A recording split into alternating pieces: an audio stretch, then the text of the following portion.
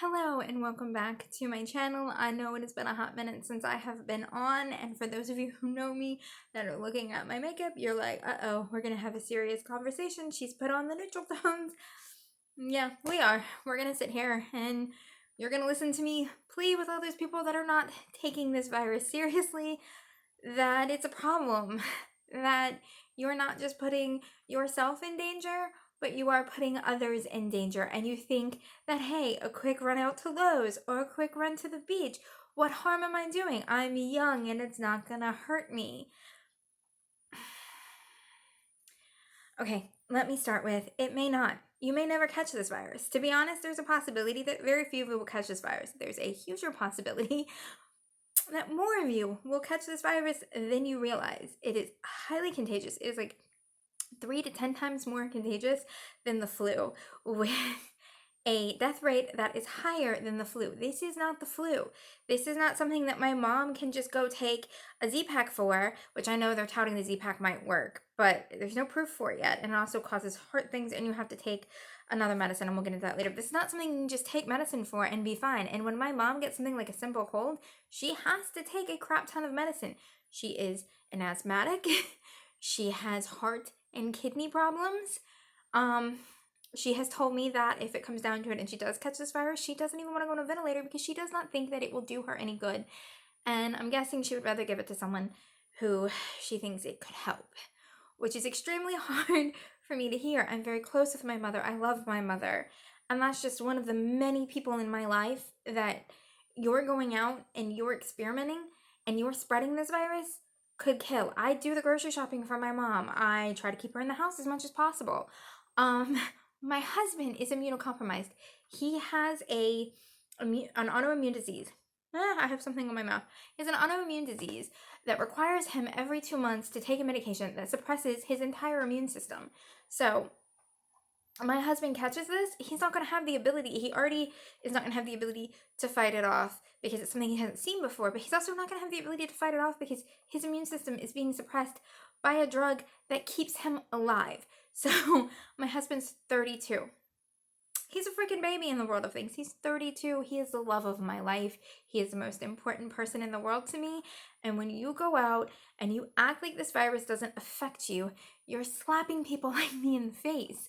And there are so many, my entire family could be gone in an instant. An instant. Because you decided you wanted to go to the beach, or you decided that you wanted to go into one of those stores in my state where if you're 10 and under, you can still, I guess, do like brick and mortar stores where you wanted to go buy a t-shirt on a Tuesday. Or just walk around Walmart for fun. No, absolutely not. My mother-in-law is in Long Island. She's in one of the places that has one of the highest death rates in the entire United States, and she has issues as well. That's 3 people in my life, not including my sister, who is a medical professional in Washington State, who could die from this. I am pleading with you as a person to person that if you think it's okay, come look me in the eye. Come FaceTime me, Skype me, come look me in the eye and tell me why you think it is okay to let my family die because you don't want to be cooped up in your house. We have been cooped up in this house before the stay-in-place order was in effect. As soon as I heard that there were cases that were coming to the United States, I'd say on March 1st, like I knew that there were some in February and January, but I knew that they were going to significantly pick up in March. And I'm talking about when the president was still downplaying this, I made my mom stay at home. There was no stay-in-place order in effect at that point, and I made my mother stay at home. I pleaded with my mother-in-law to stay at home and to be careful. I'm arguing with my husband on a constant daily basis, but he needs to be careful when we go out for groceries, when we do anything. He has to be careful because they could die. That's my entire family. That's literally my entire support network just gone in a night. Just gone. If people aren't careful. And when you say it doesn't happen like that, there's a family in New Jersey that lost 4 of 7 people that got sick. So you can see why this is terrifying for me. And I watch the numbers. I drive myself crazy. But I watch the numbers. and I see the numbers going up in New York, and I see the numbers going up in Virginia, and I see Seattle's numbers going up, and I'm just like, this isn't funny, this isn't a game, this isn't where Trump supporters can be like, we want to stick it to the libs by going out. No, you're killing my family. You're putting my entire family at risk.